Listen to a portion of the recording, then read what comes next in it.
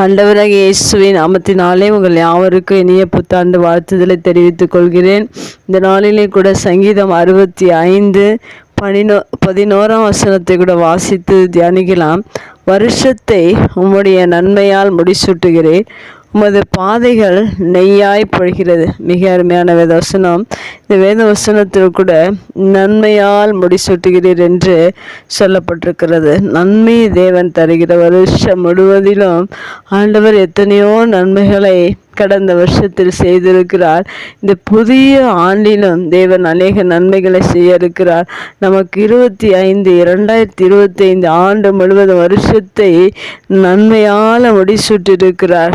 ஏனென்றால் நாம் தேவனுடைய ஆசீர்வாதத்தை பெற்றுக்கொள்வதற்காக தேவன் இப்படிப்பட்ட ஆசீர்வாதங்களை தேவனுடைய பிள்ளைகளுக்கு வைத்திருக்கிறார். அது மாத்திரமல்ல, நமது பாதைகள் நெய்யாய் பொழிகிறது என்று சொல்லப்பட்டிருக்கிறது.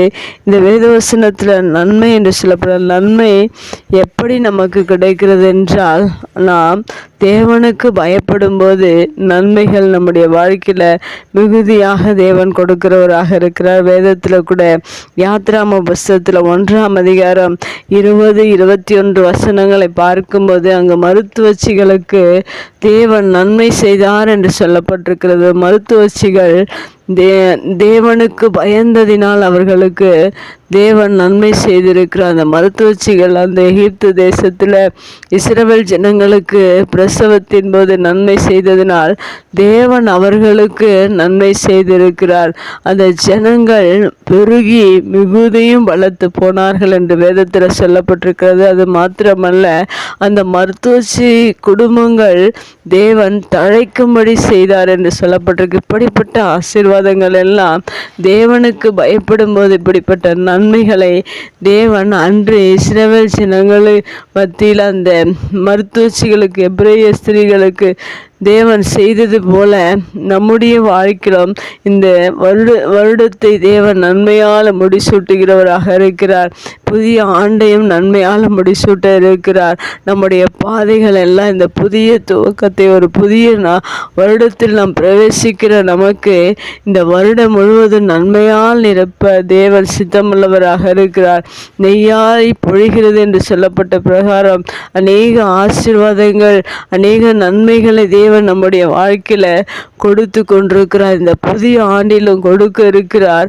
ஆனால் அன்று மருத்துவச்சிகள் தேவனுக்கு பயந்தது போல இந்த நாட்களிலும் நாம் மருத்துவச்சிகள் பயந்தது போல நீங்களும் தேவனுக்கு பயப்படுவீர்கள் என்றால் தேவன் இந்த புதிய ஆண்டை நன்மையால் முடிசூட்டுகிறவராக இருக்கிறார். நம்முடைய பாதைகள் நெய்யாய் பொழிகிறதாக இருக்கிறது. எப்படிப்பட்ட ஆசீர்வாதத்தை இந்த புதிய ஆண்டிலே நீங்களும் பெற்றுக்கொள்வதற்கு அன்று மருத்துவச்சிகள் தேவனுக்கு பயந்தது போல நாம நம்முடைய வாழ்க்கையில தேவனுக்கு பயந்து இருக்கும்போது தேவன் நம்முடைய குடும்பங்களை தழைக்கும்படி செய்ய இருக்கிறார்.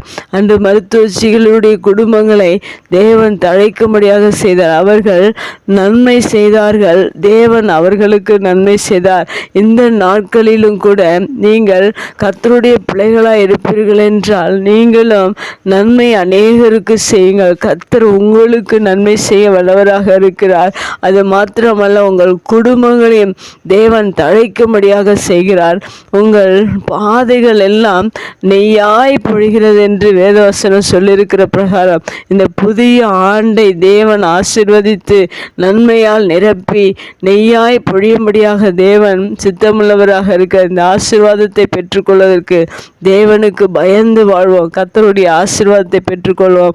கர்த்தர் இந்த புதிய ஆண்டு முழுவதும் உங்களை ஆசீர்வதிப்பாராக. கண்களை மூடி செபிக்கலாங்கள். அன்பு தகப்பனே, இந்த அருமையான வார்த்தைக்காக நன்றி செலுத்தினோம்.